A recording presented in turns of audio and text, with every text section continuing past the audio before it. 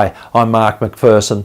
Welcome to one of my videos in my series of videos where we take a look at what I call the 11 essential, fundamental, core non-verbal communication skills. In this video, we're taking a look at skill number 11. That's right, it's the last skill, and it's the skill of eye contact.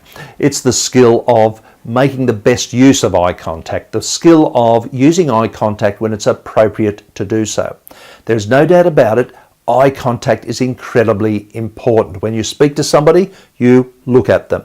If someone is speaking to you, you look at them. And it would look pretty odd, wouldn't it, if instead of me looking down the lens of this camera where you are, if I was talking over there, looking in that direction while I was speaking about whatever I happen to be speaking about, looking over there, looking up, or looking down at the ground, it'd look a bit odd. It'd be a bit disconcerting for you, perhaps even annoying.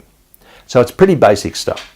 And I remember when I was very young, my parents taught me about how important eye contact was. For example, if someone said hello to you, you looked at them and said hello back. If someone gave you a present, you didn't just grab the present and run off. You actually looked at them in the face, shook their hand, gave them a kiss, whatever it happens to be, but you engaged with them. You acknowledged them. You looked at them and said thank you. Pretty basic manners. But eye contact is not always the best option. It's not always necessary. For example, in one of the skills I talk about, the skill of holding, of directing someone's attention and holding it, instead of looking at people, you look at whatever you're talking about. It can be a little bit of a problem if you're talking about a graph or an image and you look back at the people you're talking to because they're not sure then whether they should be looking at the graph or looking at you, and their eyes tend to go like this a little bit. So it's not always necessary to be looking at the people you're talking to if you're talking about something else. Another example is when you're, well, as you know, I work in the area of helping people master tough conversations, put an end to bad behaviour and deal with difficult people. And one of the techniques that I give people is that when they say to me, oh, I have to deal with this person, they're staring at me, they look like they're going to explode any minute, I find it difficult to look at them. Well, a few tricks here.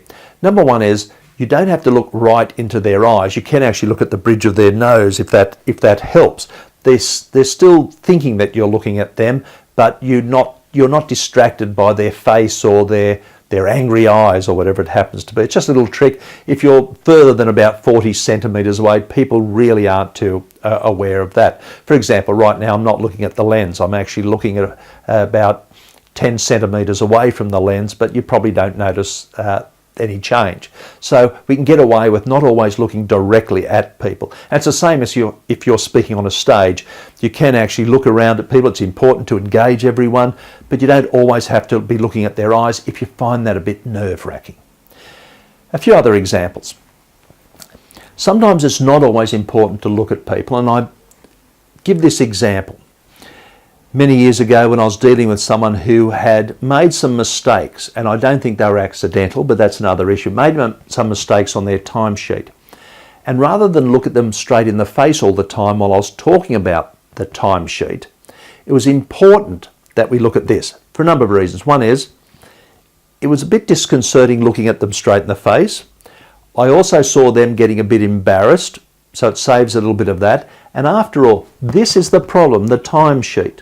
So we could talk about this. And it's also the same trick that I tell people that when they're talking to their teenager about their school report or whatever, one of the tricks is to make it easier on both of you is to actually, rather than look at them in the face and talk about their bad report, is to look at this and say, this is the problem. I'm not happy with that result. That's a good one, but this is really, really a big problem. So it's not always necessary to look at people straight in the face all the time. However, regarding this timesheet one, I did at one stage, and I'm happy to go through this whole technique with you sometime. I did actually have to put it down and look at them in the face and say, this is what I want from you from now on. And then that was a time to engage them in the eye contact. It really didn't matter beforehand. When I was dealing with my mother, who had to go into a nursing home, my mother's now passed away, but when she was going to a nursing home, looking at her straight in the face, talking about the various options she had, was very upsetting for both of us. It was easier for her and for me to avoid eye contact for most of this and talk about the various options that she had available to her. In fact, I actually walked it out on the floor in front of her and talked about the various options. However, it was then time to look at my mother, engage her with eye contact to talk about which of these options was then she willing to seriously look at. Anyway, there's just a few examples for you. Eye contact, incredibly important. It would look odd if I was looking over there. It's a basic part of manners to look at someone and say, "Hi, how are you? Thank you very much. Welcome."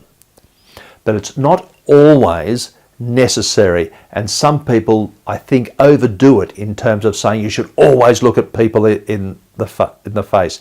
It's not always the best option, but you need to know when to look at people in the face. It's no good if I was looking at this timesheet all the time. It'd be no good looking over here all the time and trying to engage them about what behaviour I want from them in the future. There was a time to put that away and then be more assertive.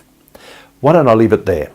Eye contact is important. If you'd like to know more about the various techniques about eye contact and indeed all the other 10 skills we've talked about, please get in contact with me. It's really easy. Go to the contact page of my website, for example, and there's plenty of ways of getting in contact with me there. Wherever you are, whatever you're doing, please look after yourselves, look after your friends and family, and I do hope to speak to you soon. All the very best.